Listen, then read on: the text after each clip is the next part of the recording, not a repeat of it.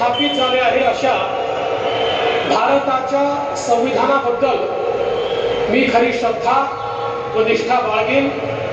मी भारताची सार्वभौमता व एकात्मता उन्नत राखेन। मी महाराष्ट्र राज्याचा मुख्यमंत्री म्हणून माझी कामे निष्ठापूर्वक व सक्षम विवेक बुद्धीने पार पाडेन आणि संविधान व कायदा यानुसार सर्व तऱ्हेच्या लोकांना मी निर्भयपणे व निपक्षपातीपणे तसेच कोणाच्याही विषयी ममत्व भाव किंवा आकस न बाळगता न्याय वागणूक देईन।